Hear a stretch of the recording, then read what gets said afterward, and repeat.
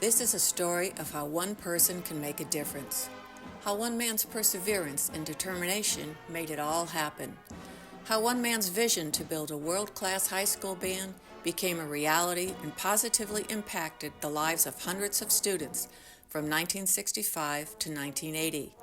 This is a story of how Dr. Roger W. Farnsworth grew a band of 23 students into a band marching in President Nixon's inaugural parade in 3 short years and continued to grow the band over the next decade, taking them to the Indianapolis 500, the Rosa Tralee Festival in Ireland, and the Rose Bowl Parade. Farnsworth put South Hadley, Massachusetts on the map, making South Hadley known as the town with the band, taking kids from an average college town in western Massachusetts to places the kids never dreamed of going. Many kids had never even flown on a plane, and here they were flying with 100 of their best friends across the United States and to Europe. Their lives would be forever changed. Many would go on to a career in music or continue playing a musical instrument throughout their lives. But even those who did not continue in music knew they had been part of something special. They were part of something big. They learned that discipline and hard work produced results, and they also had the time of their young lives. So just who is Roger Farnsworth, and how did he take a band of 23 students and turn it into a world-class band of over 200 students, including majorettes and a drill team during his tenure? When the band was at its peak, 1 in 4 students at the high school were in the band.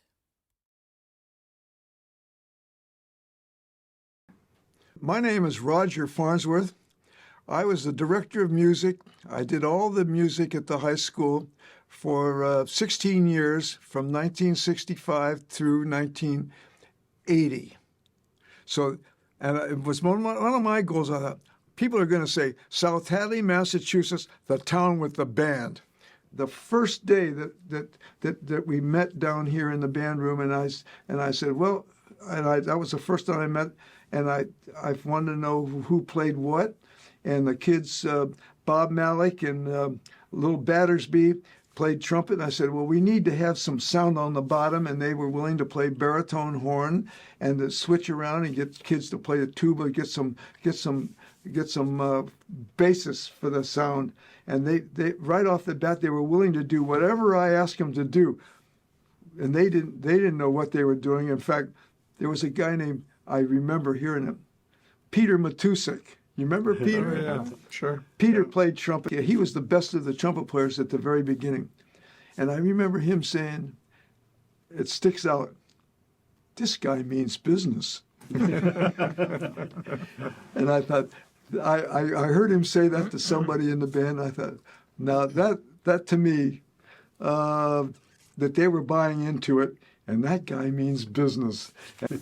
But without you people, yep, the band would not have happened. You were the groundwork, the rock that we built.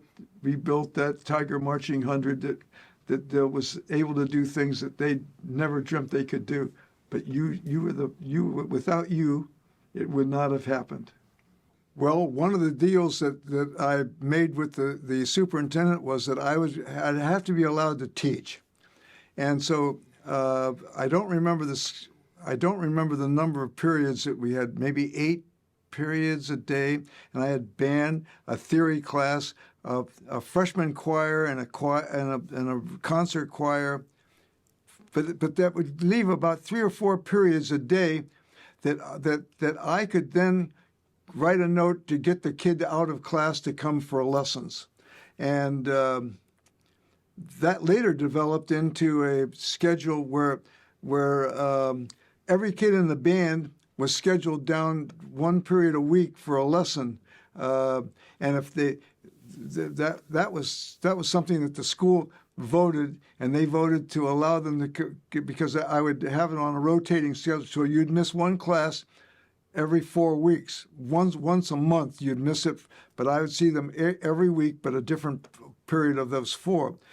The thing is that that was really important, that prep time, and I'll teach during that time. And all the years I was here, I never once had lunch down there, and I was in my band room giving lessons. Or the 3 bands that or the 3 elements of the instrumental music program. was the marching band. I always looked at it as the public relations, that we were out there. There'd be more people see us at the St. Patrick's Day Parade than would ever come to a concert. And through that, I thought, well, if we're going to be in that parade, we're going to be the best in that parade.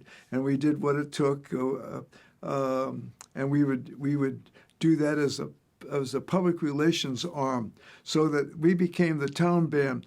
We do that so that the town would feel more at ease at us having to have some money to have instruments for the concert band, which I felt was what I was there to do, to show, to try to get the kids to get a sense of something beautiful and meaningful to them musically. And then the jazz ensemble was a little bit of both, in which the people liked that.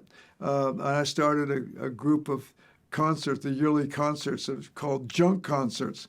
I didn't want to. It was like, to me, what we were playing was just junk music at that. But the people liked that kind of music. It was pop music, and we called them junk concerts because we were playing a bunch of junk. But they really liked that. And then we had the singers singing, and the chorus and the small ensembles with that. But that was a little bit of public relations, as well as the joy of making music. But the concert band was what I really found. That was for the kids. Who's that guy? Mm-hmm. Yeah. Well, this was a picture taken before. This was the prototype of the uniform. Now that was something. A story behind that.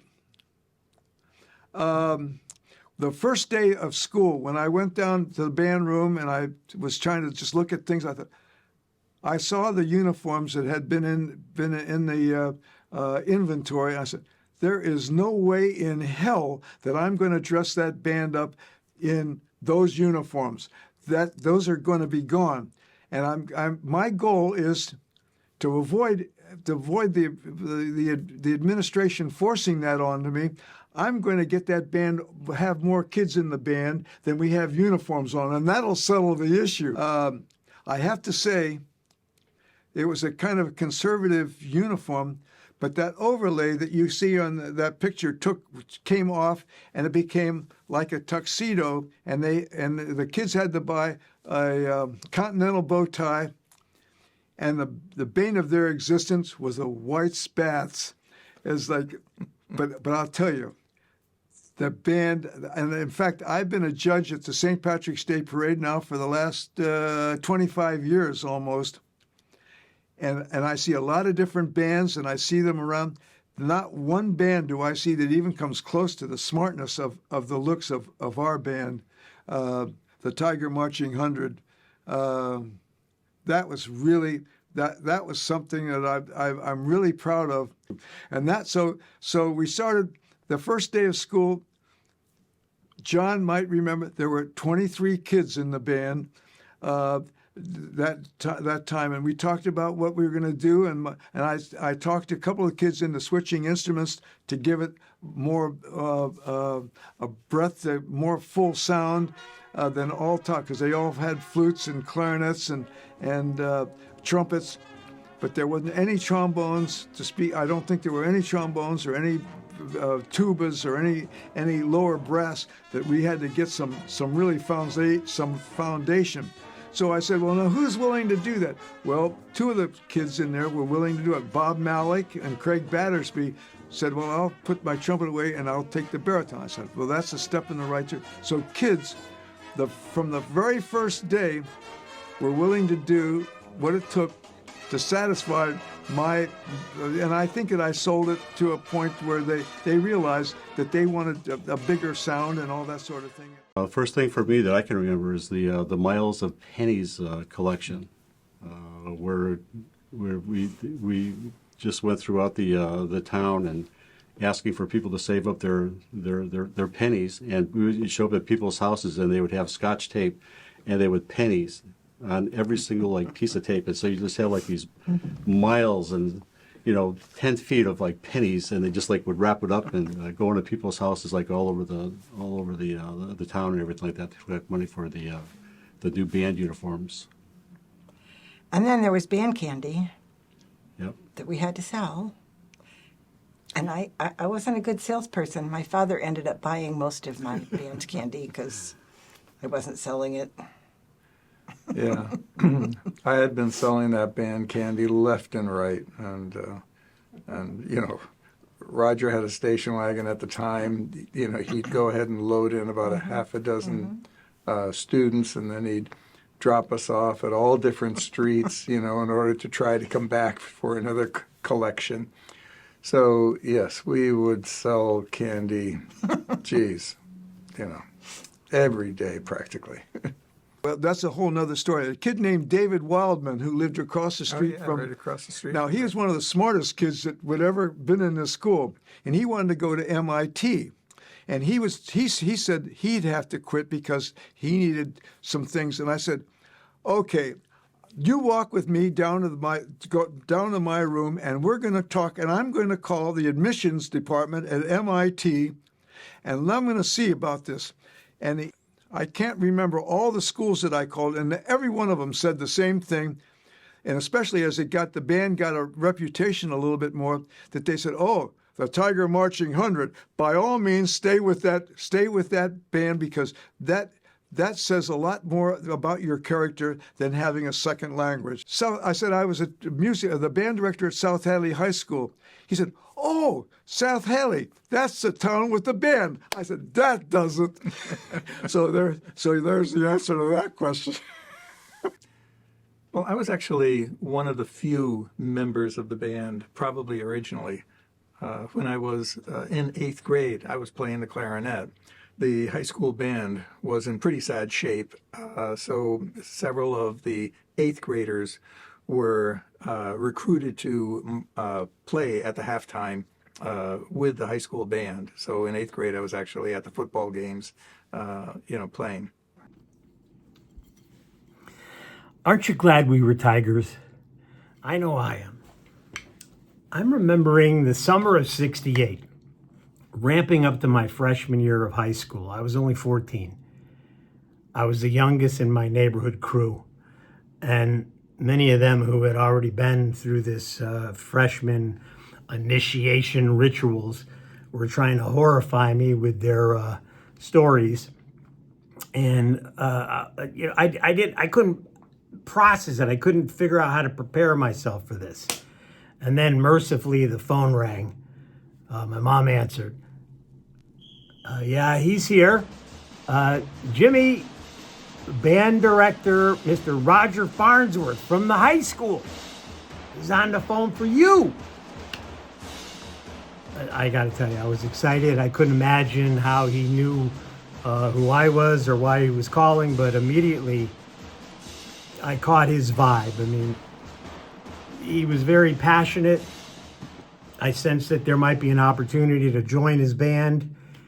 And I was not a joiner, though. I wasn't part of the middle school band or anything like that. But Roger created such a tremendous gravitational pull around this idea that it was impossible to resist. I think everybody in the band felt really as it was amazing. But all the trips that we would take, we had gone the year before, or actually earlier that year, because it was in November, you were saying, for the Philly trip, going down and going down to Washington for the Cherry Blossom Festival. We did that multiple times. They were impressive. And here you had a high school band, showing up a lot of people. So, yeah, it was great. The whole program grew. It wasn't just the band, and I was part of some of that other stuff. And so to be part of this whole movement, I was part of a small group that went to Expo 67 in the back of Roger's car. And we went to New York, to Peekskill, New York. So there was more going on. And so the whole thing just was like a big mushroom cloud. It was just fabulous. And to be on the ground floor of that and be part of that whole thing was just, yeah, you knew everything, that it was big, that it was big. One of the things that happened about the time of the 68, 69, I got the school to allow students to become my secretary. That on their free period, they'd come down and they could sit in the office and answer the phone and all during whenever they had a period.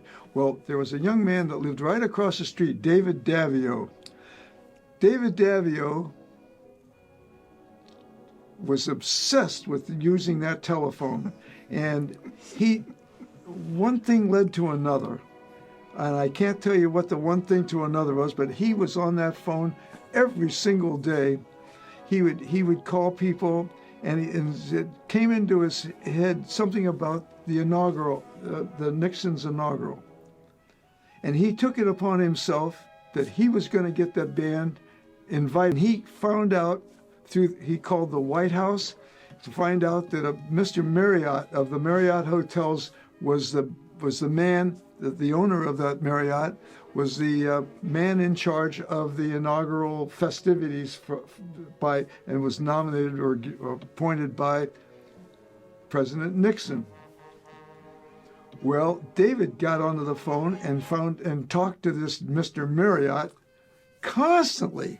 It was almost as though Mr. Marriott said, "Hello, David." And it was like he was on that phone, and it came down to two bands that were being considered: the Harvard University band, pushed by the Kennedys, and the South Hadley band. And you wouldn't maybe believe it, but David convinced that Mr. Marriott. He said, "Well, you realize that the kids in the Harvard band, most of them weren't from Massachusetts. And the South Hadley band, every single kid was representing Massachusetts because they lived in Massachusetts." And he sold Marriott on selecting South Hadley High School band to be in the inaugural, all because David Davio was persistent. He called all the time, and then he had 4 or 5 things, of which he was obsessive. He just couldn't get enough. It was almost like he had that phone implanted in him, and it was because of David Davio, bless his heart, who became the principal out at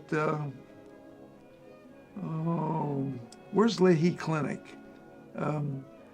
Not Cambridge, the school. No. Anyway, he passed away, and bless his heart, he was.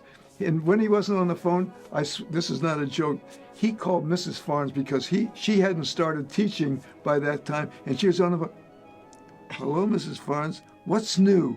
He did that every day that he was calling my wife in. He just loved to talk, and he couldn't figure out all the people he wanted to talk to. And when he didn't have anything else to do, "Hello, Mrs. Farnsworth, what's new?" That was his line. In fact, I'll say it once in a while, and she said, "David lives on." Anyway, but David Davio was the one. And then we got a telegram awarding us the inaugural, which I made a copy and gave to the kids. And I think that you knew where I stood. And it's like, and I never asked the kids to do anything that I wouldn't do. If it was raining or whatever, I wasn't out there with an umbrella. I'm out there, if you're going to be standing in the rain, I'm going to stand in the rain. And it's like, if you're going to do calisthenics at 6 o'clock in the morning, I'll lead the calisthenics. It's almost like that I think is an important step that I think the kids were a little bit surprised that I didn't ask them. I do remember running around to warm up, do a couple laps around, and that we didn't want to cut corners, because if you cut corners in band, you're going to cut corners in life. And it's like, who's this philosopher? Who is this guy? Well, I ran around there too. I might not have been the fastest, but I got there. Anyway, but these guys, they knew, they had to know that I loved them and I'd do anything for them. And I don't know, I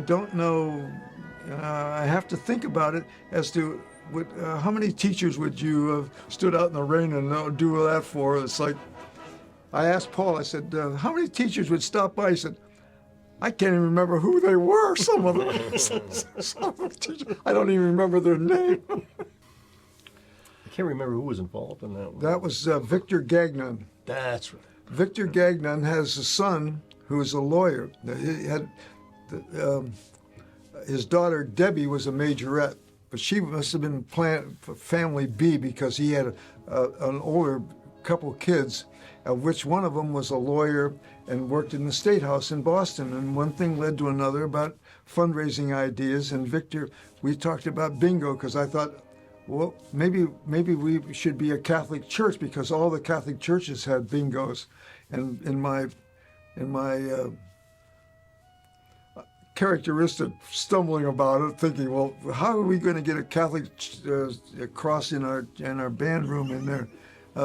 Anyway, but Victor picked it up and said to the son, we need to figure out how we have to incorporate, the music parents had to be incorporated and they had to do certain things as a nonprofit organization. Right. That was one of the things, and there was a number of, I don't know what it was, but the son picked up the ball from Victor and then had to get approval by the Senate. The music parents in South Hadley were the first non-parochial group that was able to have bingo games that started off in the Polish American, and it got so popular because they did it weekly, and I have to say it was really impressive that the music parents had 4 groups that was big enough that they had 4 separate groups so that the group A would only be there once a month and group B was there once a month because they had to have like 20 parents or 20 people gaining it. Well, it got so big that they moved across the street, which was became Adelphia's. They moved in there, and now it's a liquor store, and they had the bingo games in there, and they must have made $1,000 a week, which supported the band that the kids didn't have to do nearly as much. I know that at the end, had I not left South Hadley, I was investigating and coming pretty close to getting the band to go to Poland because there was a lot of Polish parents, and I got set it up, and I wanted to play at the Great Gate of Kiev. Can you imagine today going to Kiev in the Great Gate? But I wanted to do that, and we were not far from that because the music parents were making enough money with the bingo. Did we do a Patriot game in Boston? Yes, we did. In Red Sox Stadium? Yeah. Before they had the... We marched in halftime for the Patriots. But again, this is 66, 67 as a time frame. And at that time, the Patriots were, I think, the very bottom on it. And we were all there, oh, we're going to see the Patriots. This isn't even fun, But it was amazing that as we got down there, so the band started marching out, and then the football players started coming in, and we marched out, and they were on both sides of us coming in. But these guys were all monsters, they were all, to us, just huge with the uniforms, the shoulder pads, and everything else, coming in.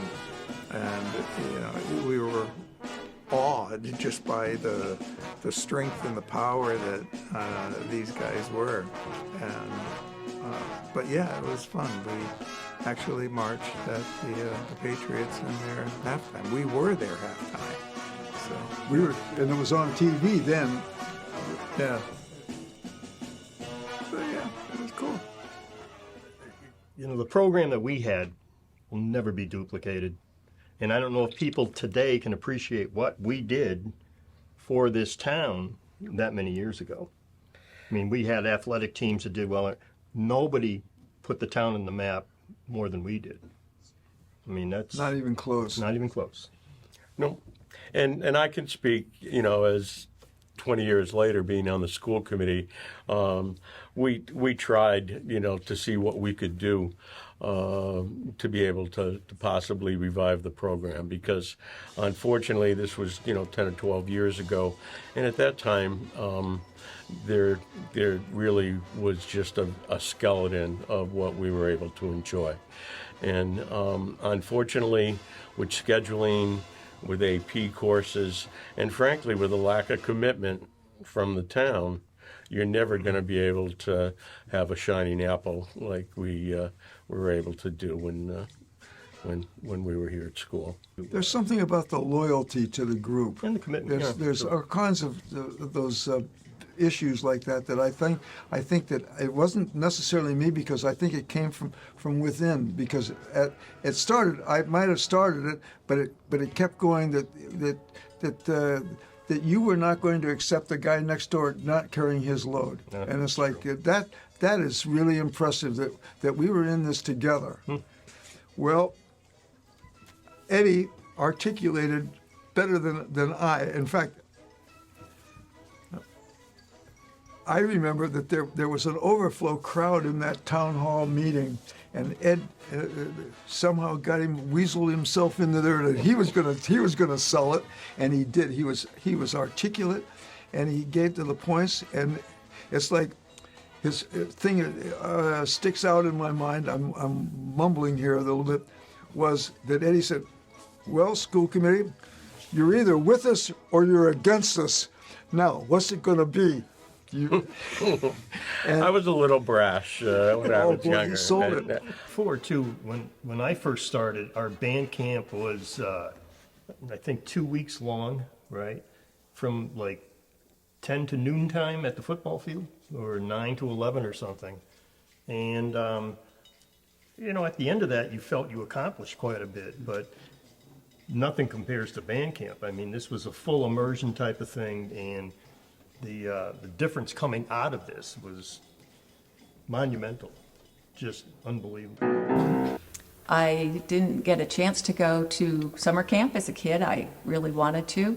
So when I learned we were going to go spend a week at Camp Beckett each August, I was thrilled. It was a dream come true. That's my favorite memory. Bill. It has to be the same. That was really special. I never went to summer camp. I never went to Boy Scout camp or anything. It was hard work and high expectations, and that's what molded us into the people that we are. And that's why we're all here and are sharing our stories about how this meant so much to us. And high expectations develop self-esteem, and we had our pride and self-esteem, but we worked hard for it. Mm-hmm. And we worked together. And we thank these two very much for that. Yes, we do.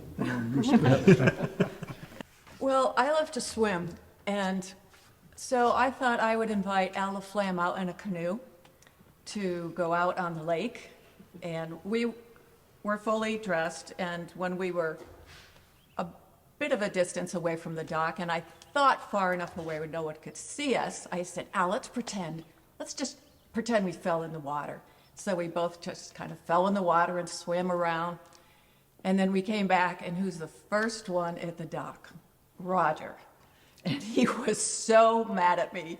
He goes, Monahan, are you a jagoff? No. So I think I may have been part of the reason why they decreased our recreation time in the afternoon.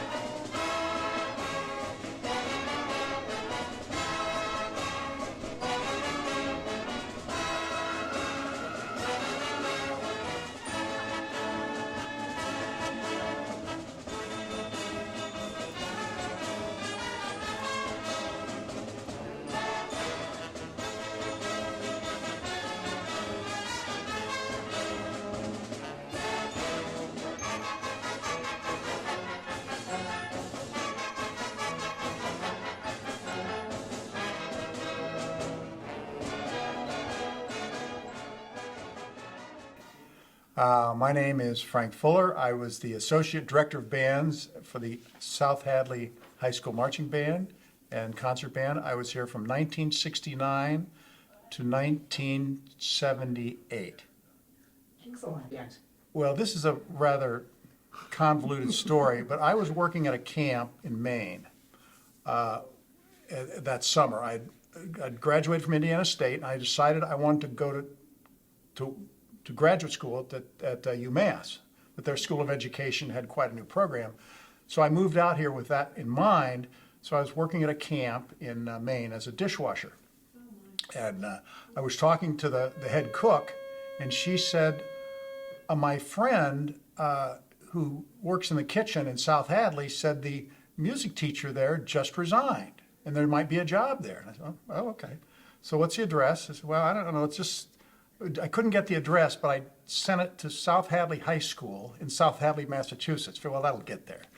And sure enough, it got there, and it went to this fellow named Roger, and I just this Roger guy. So I sent it, and I misspelled his first name. I put R-O-D-G-E-R, like Roger's Drums, I think. But he might have missed that. But then I got a note back. I think it had to be a letter, because in those days we didn't talk on the phone that much because it was so expensive to make a long distance call. So I got a letter back. It said, yes, come to South Hadley and meet me at this address, say Friday morning at 10 o'clock. Okay, so I drive to South Hadley and go to this address, and it's a swimming pool. So this is strange. What? And I've got my sport coat on, my shirt and tie. It's late July, early August, and so I walk in this swimming pool, and I said, well, I guess this is the place. And there's this guy sitting there in his lifeguard uniform, and I said, I'm looking for Roger Farnsworth. Well, that was him, and he was the head of the swim club, the South Hadley Swim Club, or what was the name of that thing? South Hadley Swim Club. South Hadley Swim Club, yeah. And Roger was the pool director and ran the place. So I sit down there in my shirt and tie at a table, and we start talking. And I said, I went to Indiana State. Okay, so, oh, yeah, well, I'm just going to Ohio. So it kind of detoured the whole discussion to Ohio and Indiana. And pretty soon we're talking about the Big Ten, Ohio State and Indiana and Purdue. And I said, well, do you know Al Wright? Said, oh, sure. The director of bands at Purdue University, which had the largest bass drum in the world. That was their big thing. So we talked about all this stuff, and we talked about Al's wife, Gladys, who was a high school band director in West Lafayette, Indiana. And we'd all heard about Gladys because she was quite a promoter in the Midwest. So that was the gist of our discussion. And we both agreed, we understood what a marching band was and what a concert band was. And we just knew, I knew that he knew what I knew, because we kind of grew up with that culture. And then by this time I had gotten my coat off and my tie. It was like 90 degrees out. I said, do you mind if I take my, yeah, fine. As he sits there in his swimming trunks. And we went through the interview, and that was the process. But I found out about the job through the head cook at the camp knew someone who worked in the kitchen, the cafeteria at South Hadley High School. The lucky part for me was I had somebody to teach me how to be a band director. And I was taught by a guy who had totally committed to this program. You could see it in the kids. You could see it in the rehearsals. There was no question who was in charge. No one second-guessed Roger, because he knew exactly what he wanted to do, when we're going to do it, and now we're going to do it, boom, boom, boom. So it made it easy for me to stand back and observe Roger be a band director and be a successful one. And the first, I'd say two and a half years, all I did was learn. I had no idea what I was doing, and when in doubt, well, I'll just do what Roger did. And it kind of worked. I knew within a minute of Frank coming down the steps at the swim club, and we chatted, that there was no question that Frank was the guy for the job. And I could see right off the bat that I really enjoyed the humor, this Midwestern, whatever it is, the Midwestern, that I said that I was definitely not going to hire anybody that graduated from UMass or Westfield or anything, that it was going to have to, and lo and behold, God puts this guy from Indiana. And I thought, yes, that's exactly.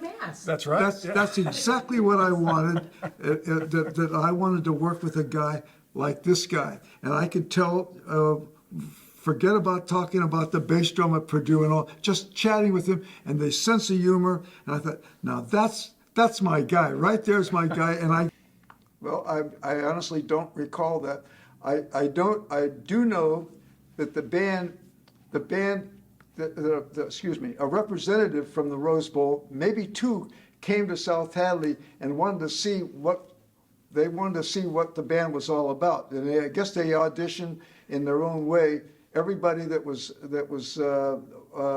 made an application to be in that parade, but they came to South Hadley, and they went up and saw us, and they were very impressed with what they saw. And I don't remember. It was almost like it was a job that, as soon as I said that, there was a bit of a weight on me, because it was like I was very pleased. I expected an invitation. I think the kids did too, because they knew that they had done pretty well at that time. I think we went up on the hill and did a rehearsal. I know we did that, and they wanted to see that, and then they wanted to see our bank account to know, because people would like to be able to do that, but then not have the wherewithal to be able to do it. So there were a couple of music parents, maybe Mrs. Penn was there, and she looked at, and we had a pretty good bank account, because the parents were doing those raffle, the bingo games and all that, and was involved. So it was not like we won the big one. It was nothing. I don't believe it was anything like that. It was like, well, now we've got a job to do, and that was our goal. And then we've got to really get the job done. I had it in big letters in the big scrapbook last night, but I had May. I had written down May, and I wrote, "We are going to California for the Rose Bowl parade," and that I took the whole big page and wrote that out after you told us. Wow. Yes, because that would have been, we would have known the spring before the year. Right. We would have known that's the spring, maybe the football season even before that, because then we knew that whatever class would be that would have graduated might miss out on that. I don't remember how that I don't remember the timing. It's of about a year. They give you about a year because of the fundraising involved to bring a group to California. They understand the logistics, so they told us. And again, like Roger, I can't remember. It was November, December, January, or whenever. But we had a year, which meant the 8th graders would be involved, but the seniors wouldn't. So that was again something else we had to deal with.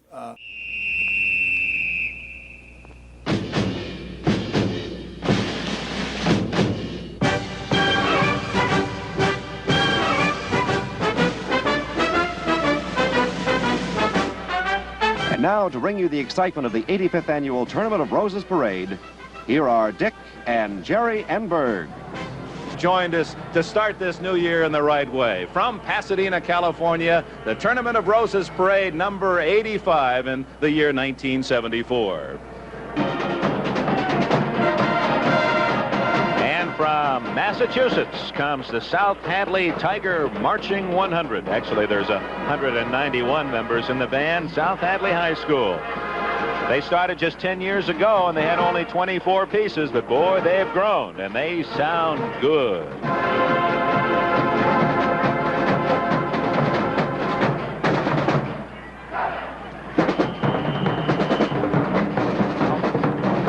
The 85th Annual Rose Parade. Sure enough, off they come up the hill, and everyone's, listen to that, and it was just, percussion people are different. They are. They have the way they talk to each other, and they talk about flamadiddles and those other things they do. But he really made an impact from the first day. And to this day, we have that recording of Heart's Heart and a number of percussion cadences we still have on that little record that many of the students still have. We've got on YouTube as well.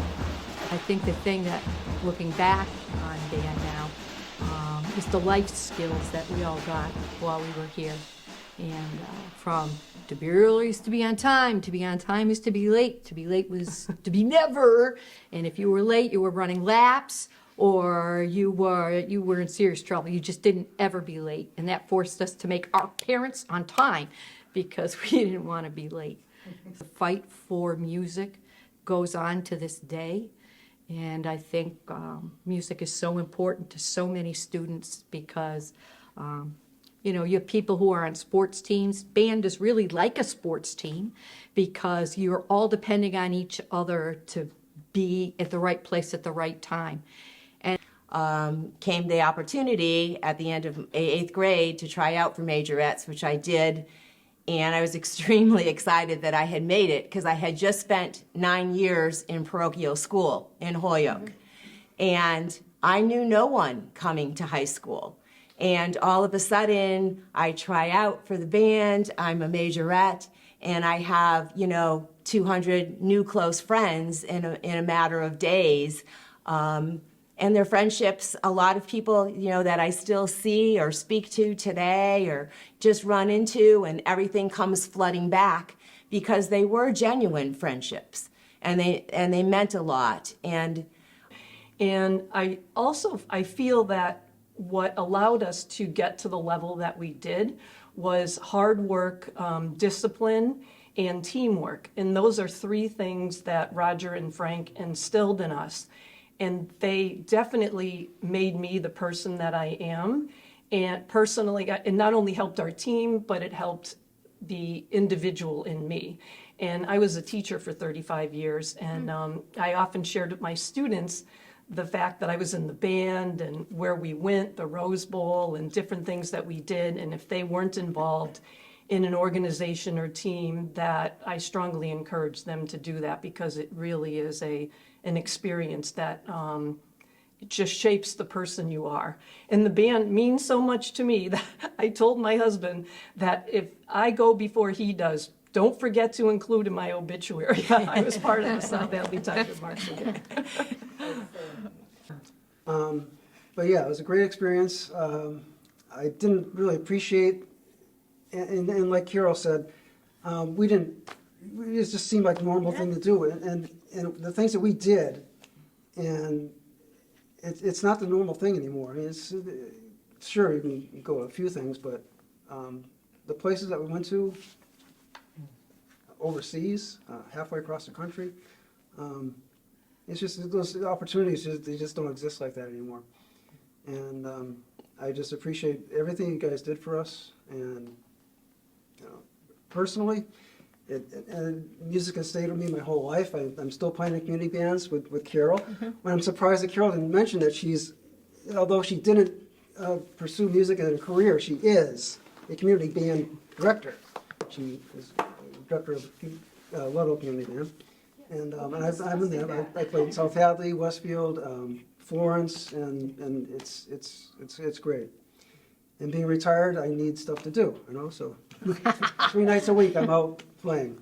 And the other thing that I would like to mention about this is that my older brother John was also in band, and when he was going to Indianapolis, my mother was a chaperone. But when I went to the Rose Bowl in Ireland, my mother no longer became a chaperone. So I don't know what happened to her. And he said that he would have had a lot more fun if she wasn't there. Before I was asked to be the drum major, which I seriously did not want to do. I didn't like the fancy pants or the thought of twirling a baton. But Roger pursued, and my parents sat me down and talked to me, and the next thing I know, I was the drum major. For how many years? For 3 years. For 3 years. Yep. Even as much as I didn't want to do it, I loved every minute of it. Frank and Roger instilled a lot in all of us. band is a major thing for all of us. We're fans. Yeah, and it's always something I've loved and still to this day do. You know, there's no other way to live than to be in the band for me. So When we were in band, we were a family. If we were in school, it was a place where maybe, I mean, I did not belong. For me, it was my place of belonging. It was where I felt who I was, not being somebody else, just somebody who loved music, wanted to make music. And it was just that, being part of a family. Well, for me, being in the band plus the choruses changed the course of my life. Up until my junior year in high school, I was headed for nursing school. But with all the music, and then Mr. Farnsworth started offering music theory and music appreciation, and I started taking all of those, I realized that my life was going to take a different direction, and I wanted to become a music teacher, which I did. So it made a drastic change in my life.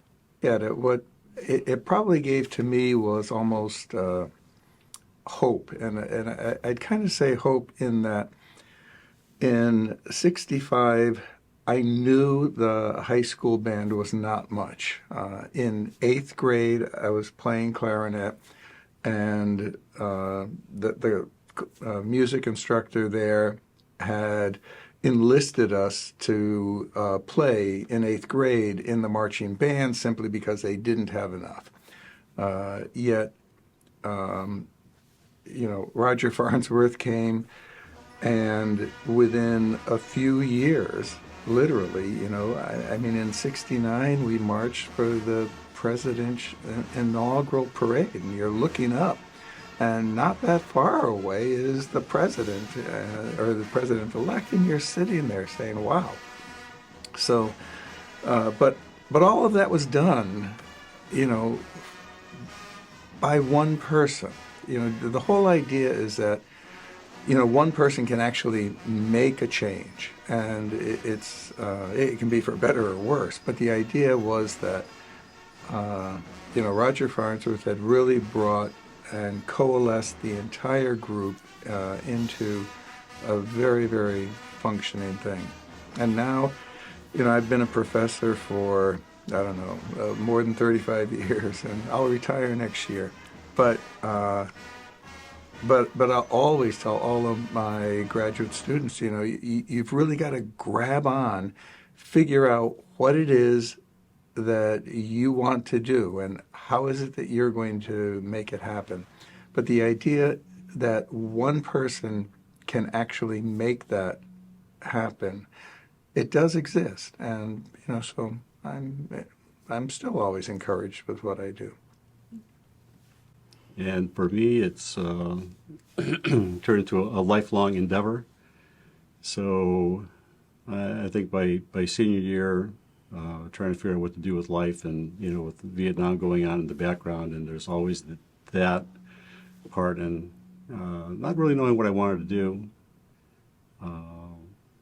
So I think I wound up going to school for music, and graduated. I also came back. I did my student teaching at South Hadley, and so he had to put up with me from band camp in August of '73. And once my student teaching was over, usually you only have to do it for a semester or so. I went from there all the way through June till the end of the school year, and it was great.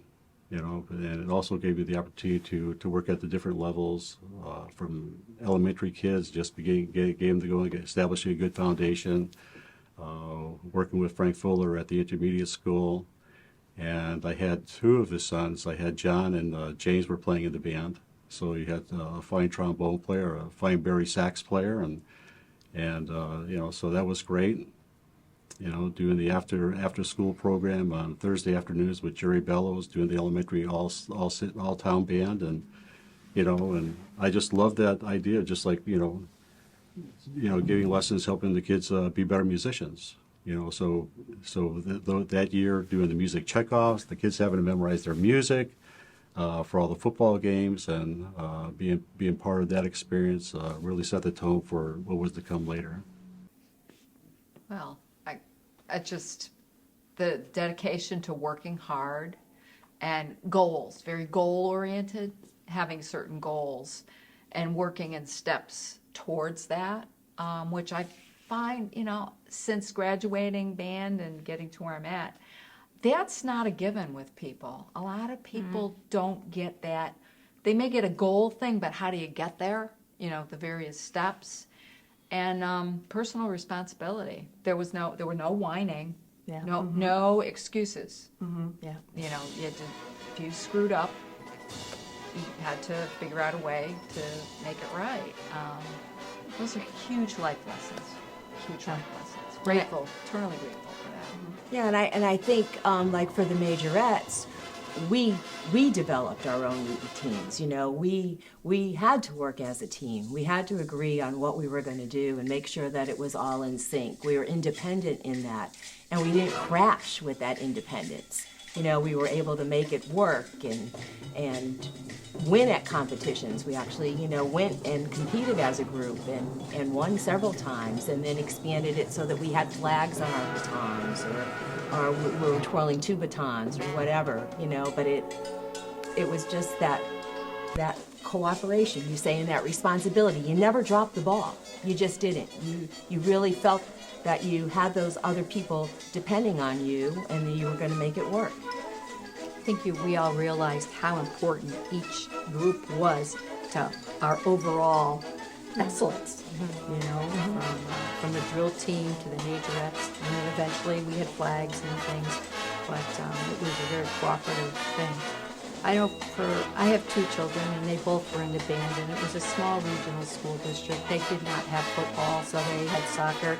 They never knew about halftime. They had a pep band for a while, but I think just the to be early is to be on time. If that is the one life lesson that we all carried away from us, our employers loved that we got to work early and we were there on time.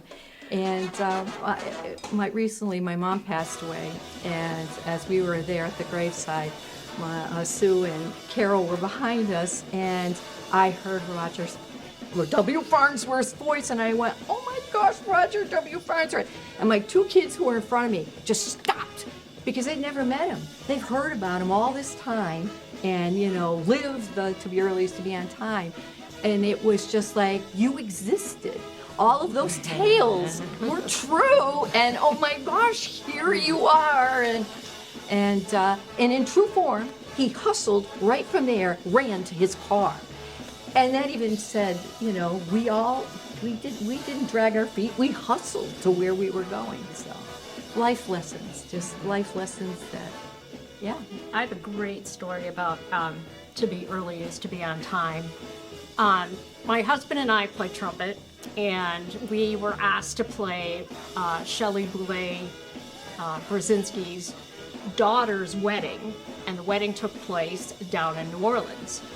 So we carried trumpets down to New Orleans, and the wedding was approaching, and it was, at a certain time. Let's say we had to be on the bus by 5 o'clock. Well, all the Boulets and my husband and I were on the bus at like 4:45. And we were all like, well, where is everybody else? And everybody said, to be early is to be on time is to be late. Thank you, Roger.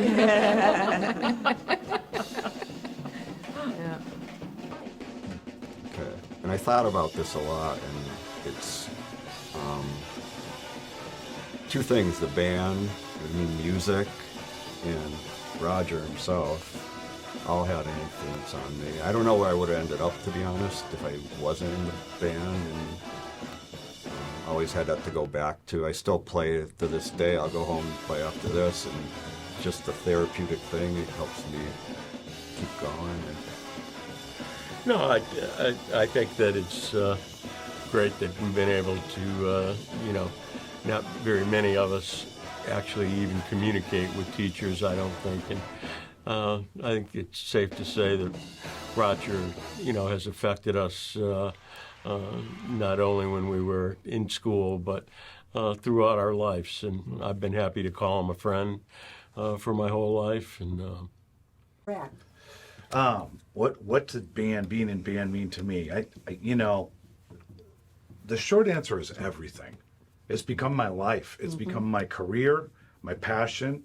I still practice. I was writing yesterday. You still playing in the Portland? Yeah, Portland Jazz Orchestra. That's a great band. Yeah, 20 years now. At a house gig. You play the drums? Yeah. Oh, cool. And then composing too. But the point is though, it's how can you say, this one thing, what it's meant? It's become who I am. And we were joking when we all showed up, we looked and we went, to be early is to be on time. My kids, my students, my past students who now are conducting summer theater stock, and I actually played for one of them last summer. He's the conductor and he's my boss, and he's like, to be early is to be on time. And so it continues on. It's just such a thread. And father figure, I think, like we say, home and all that, aunts, uncles, it's extended family. It's been who we are, some part of our life. It's who we become. So I can't say one thing that it's meant. It's just, it's just, I wish I knew and had the perspective does this, but I wish at the time I had the perspective during the time to appreciate it more than I did, because that was lost on me at the time. But I certainly do now. And this is why we're here from afar. And it's humbling. I deserve. swear at the time, nobody heard one thing I said. Or if you did, I'll give you an example, okay? I didn't know at the time. I took theory survey my senior year, and the final, you may not remember, was you played, for ear training, you played a Bach chorale 3 times. The first time we had to take down the melody. Oh, yeah. Okay. The second time the bass, and the third time the harmony. Now, we didn't have to score it out in 4-part, but we had to write down the chord progression. It's going 1 to 4 to 5, whatever. And when I got to college, people were like, you did what? And again, that's when I learned that was the beginning of me, like, eyes opening up, thinking like, I was part of something better than what most people are part of. Yeah. So in those moments, I sailed through college much easier in music because of what I experienced. I would be a much better player if I applied myself. And I think you pushed me to apply myself, to not just put up with, just getting by. Favorite memory? the bus rides. That probably isn't so fair. Trips in the squad. I mean, the thing about the band and the thing about Roger and why it was really, I think, and we all know this, that we're involved with it, is that we were, we did something either neat or good or very good. And so things like Nixon's inaugural, going to Philadelphia band championships and tournaments, with really first-rate competition at that time. We were one of the outstanding high school bands in the area, for sure. And it was that edge of excellence, I think, that an awful lot of us felt was probably the most important thing that we got from participating in the band. Yeah, with all the rehearsals and training and marching and all the sweat and tears, you just kind of look forward to the end result. And the end result was always, wow, we really accomplished that. Through the, Indy 500 was another one besides the inaugural. Several halftime shows, back when they actually showed halftime shows on NFL broadcasts, which was pretty incredible. So, yeah, that was a lot of fun. And it was just a lot of fun to see what the end result was from all that work. Yeah. But the band gave you just a sense of belonging all the time. And it was good because it wasn't people of your class. I mean, it was the entire, in this case, high school, the entire 4 years. And it was from every walk in life that you would be there with. If you didn't have an instrument, one was provided for you. And so it was very, very open in that way. When I play music now, I love being on key. I love all the details, checking every box. People notice that, and you can see the response, and you can see it in the feedback you get. So that's what I love the most, just the sound, the amazing sound that we got. It didn't matter whether it was in the wintertime, in symphonic winds, or out on the field where my instrument changed. A lot of my colleagues were playing a different instrument out in the field. So it was really something, and we felt like we could pretty much play with anybody by the time Roger was done with us. Being in the band. I'd say the most enjoyable was the camaraderie, the community, the teamwork, the family that we developed with each other. We had Papa Bear and Uncle Bear leading us and leading us in a common goal, and we would put I call it blood, sweat, and tears, but we would stand at attention in the heat, stand getting eaten by mosquitoes in the fields and waiting for another section to be worked on, but when the product came together, it was exciting. And I'd say the ultimate was the Parade of Champions in my senior year, where after many years we finally attained the silver award. And when we got that, I remember the instructions were, when you are out there, stand at attention, no matter what we get as an award, and until you march out of that building, you do not say a word. You do not cheer. You just stand there at attention, do an about face, and march out. When we marched out, I was lucky enough as a band president to receive the award with Craig Parker, the drum major. When we marched out, there was literal tears and hugs. It was a moment in time. I think it was really, the camaraderie, the discipline, the quality of what we were able to produce. And it's funny, I'm remembering the Parade of Champions a little differently. I don't think we won the silver award. In fact, I think I took a drink of Philadelphia water just before we went on and couldn't spit, so I couldn't play. But I faked it the whole time. I mean, it was fun years, and it was a great group of people, and I think we learned a lot, both musically and on a personal level. For me, what I enjoyed the most was it was a safe place for me. It was a happy place. I had a rather tyrannical stepfather, so it was a place I could go and enjoy, a reason to get out of the house. And I think Roger he didn't know it, but he was a father figure to me. I also enjoyed being with my friends and having fun. We had so much fun. I would say I was a typical teenager before I joined the band. I had low self-esteem. I didn't have any friends. Once I joined the band, I felt I belonged. There was a sense of belonging and a sense of pride. Our first performance at the Parade of Champions in Philadelphia in 1968 went well, but by 1970 we were eager to return and compete with the best bands in the country. Our band director wanted to show them that we could perfect a very difficult formation while playing a delightful legato piece as part of our show.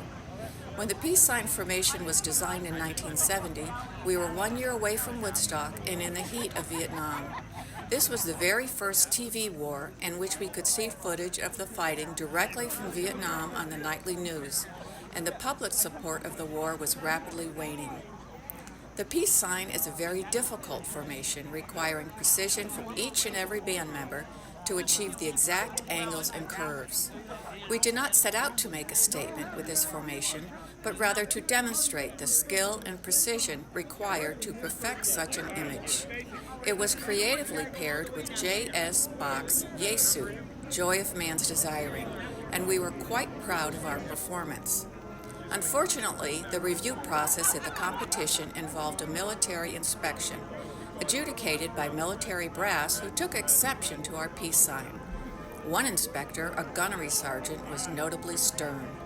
In the end, the peace sign formation was not well received by the adjudicators, and our final rating reflected their position.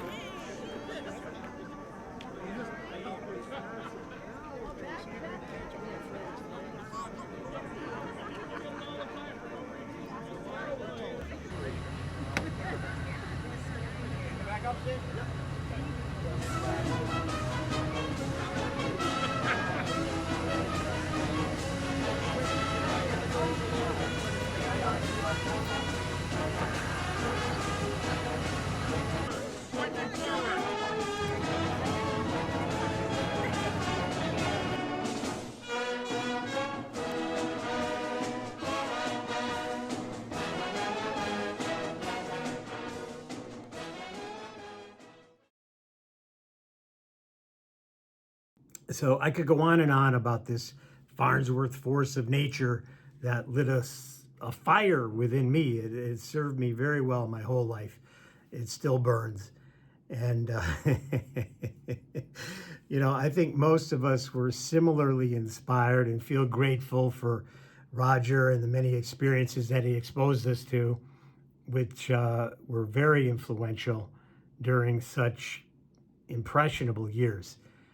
I think we all feel an important aspect of our reunion is to express how we feel about Roger and Frank and the band parents that all helped make all the cool things we did possible.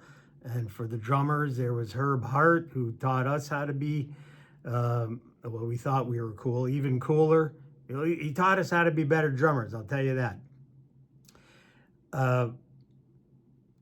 I saw something on a sweatshirt. It was inspiring to me, and it may be to you as well.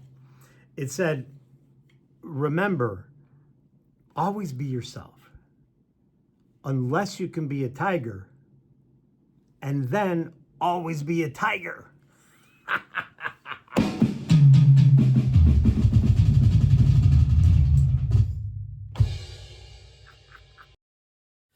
With a twinkle in our eyes and music in our hearts, we gather round remembering the harmony of our parts. With Dr. Roger Farnsworth, a maestro so grand, whose vision and passion united our band. With a flick of the wrist and a tap of the toe, he inspired the rhythms that help us all grow. From squeaks and squawks to a triumphant roar, the Tiger Band spirit lives on evermore. A dynamic leader, also a mentor and friend. With Anne by his side, their legacy will extend. Together they raised 5 sons, a lively, bright crew, and shaped countless lives through music too. Along with Frank Fuller and a tireless crew, parents and leaders brought dreams into view. Through blood, sweat, and tears, through laughter and song, we built something special that still marches strong. So let's raise a glass. We all had a blast. Our music was a kick and a joy that will last. Whatever you do, make it swing, Roger said from the start. We thank you, Dr. Farnsworth, from the depths of our hearts.